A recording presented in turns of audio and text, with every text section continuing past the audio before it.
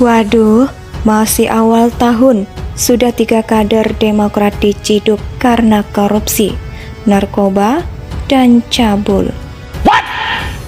Indonesia sejak dulu kala tetap dipuja-puja bangsa.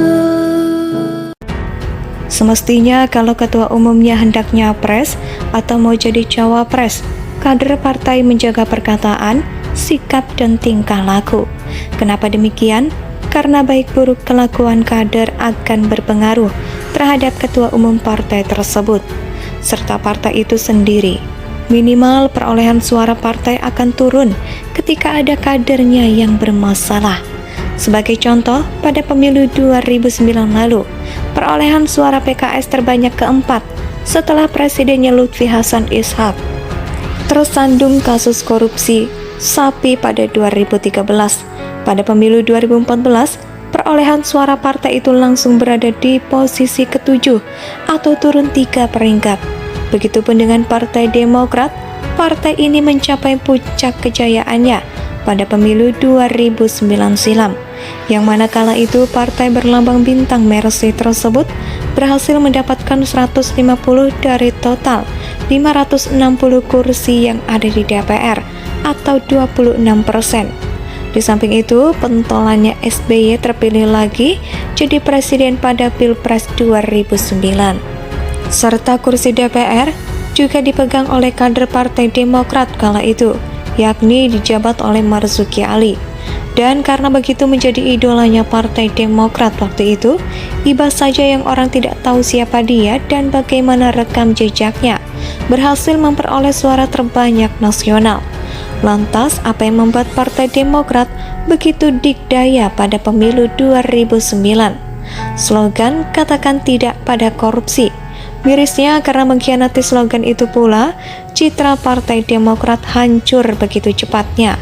Dari yang awalnya mendapat suara 20,4% di pemilu 2009, turun menjadi 10,19% pada pemilu 2014 dan turun lagi menjadi 7,77% dari pemilu 2019. Inilah bahayanya korupsi. Tidak hanya merusak tatanan kehidupan berbangsa dan bernegara, tapi juga bisa bikin partai pemenang pemilu menjadi partai kurem. Selama ingatan masyarakat masih ada, soalnya kadernya yang korupsi secara berjamaah, serta nyunat dana proyek Hambalang. Selama itu pula Partai Demokrat sulit untuk bangkit kembali, karena mengembalikan kepercayaan warga plus 62 itu tidak semudah membalikan telapak tangan Ferguson. Nah, berdasarkan pengalaman pahit tersebut, seharusnya tidak ada lagi kader Partai Demokrat yang korupsi pasca pemilu 2019. Pertanyaannya, kenapa harus demikian? Supaya Partai Demokrat nggak jadi partai kurem. Bukan dia menjadi citra partai, beberapa kadernya malah semakin menjadi-jadi. Pada awal tahun 2022 lalu, Ketua sekaligus Bendahara DPC Partai Demokrat Balikpapan, Abdul Ghafur Masud, serta Nur Afifah Balkis yang ditangkap karena korupsi. Abdul Ghafur menyuruh orang kepercayaannya meminta fee dari para kontraktor yang mengerjakan proyek di Penajam Pasar Utara, serta ia juga menerima suap terkait penerbitan izin usaha pemecahan batu. Sedangkan Nur Afifah, perannya menyimpan uang suap yang diterima oleh Abdul Ghafur Masud. Kerjasama yang apik, agak aneh memang. Biasanya kan memegang serta menyimpan ATM atau uang suami adalah istri, yang ini malah gadis berusia 24 tahun. Ada apa gerangan? Kemudian di tahun yang sama Ketua DPD Partai Demokrat Papua Lukas NMB yang ditangkap KPK, juga karena perkara suap. Nah, di awal tahun 2023 ini, lagi dan lagi ada kader Partai Demokrat bikin masalah. Bayangkan saja, belum juga sampai pertengahan bulan Februari, sudah 3 kadernya yang diciduk oleh aparat penegak hukum. Mereka adalah: pertama, Bendahara DPC Partai Demokrat Solok Luki Effendi yang ditangkap. Ia dicokok polisi terkait kasus kepemilikan narkoba jenis sabu. Nah, uniknya, Si Iriadi inilah kader Partai Demokrat yang diciduk oleh aparat penegak hukum berikutnya, yakni pada 9 Februari 2023 lalu.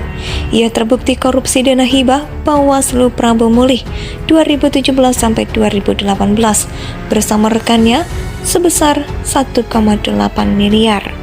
Teranyar, Ketua DPC Partai Demokrat Probolinggo, Dedek Riawan yang mendekam di balik jeruji besi, ia perkara dengan aparat penegak hukum lantaran mencabuli karyawannya sendiri, remaja berusia 19 tahun.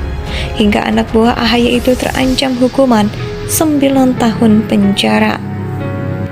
Semestinya kalau ketua umumnya hendak nyapres atau mau jadi cawapres, kader partai menjaga perkataan, sikap, dan tingkah laku.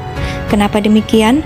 Karena baik buruk kelakuan kader akan berpengaruh terhadap ketua umum partai tersebut, serta partai itu sendiri.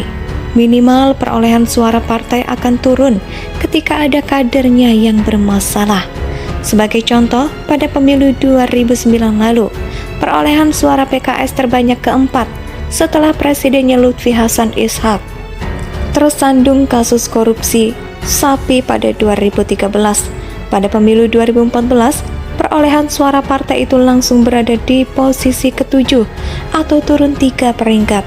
Begitupun dengan Partai Demokrat, partai ini mencapai puncak kejayaannya pada pemilu 2009 silam, yang mana kala itu partai berlambang bintang Mercy tersebut berhasil mendapatkan 150 dari total 560 kursi yang ada di DPR atau 26%. Di samping itu, pentolannya SBY terpilih lagi jadi presiden pada Pilpres 2009. Serta kursi DPR juga dipegang oleh kader Partai Demokrat kala itu, yakni dijabat oleh Marzuki Ali. Dan karena begitu menjadi idolanya Partai Demokrat waktu itu, iba saja yang orang tidak tahu siapa dia dan bagaimana rekam jejaknya, berhasil memperoleh suara terbanyak nasional. Lantas, apa yang membuat Partai Demokrat begitu dikdaya pada pemilu 2009? Slogan "Katakan Tidak pada Korupsi". Mirisnya karena mengkhianati slogan itu pula, citra Partai Demokrat hancur begitu cepatnya. Dari yang awalnya mendapat suara 20,4% di pemilu 2009, turun menjadi 10,19% pada pemilu 2014 dan turun lagi menjadi 7,77% dari pemilu 2019. Inilah bahayanya korupsi. Tidak hanya merusak tatanan kehidupan berbangsa dan bernegara, tapi juga bisa bikin partai pemenang pemilu menjadi partai kurem. Selama ingatan masyarakat masih ada, soalnya kadernya yang korupsi secara berjamaah, serta nyunat dana proyek Hambalang. Selama itu pula Partai Demokrat sulit untuk bangkit kembali, karena mengembalikan kepercayaan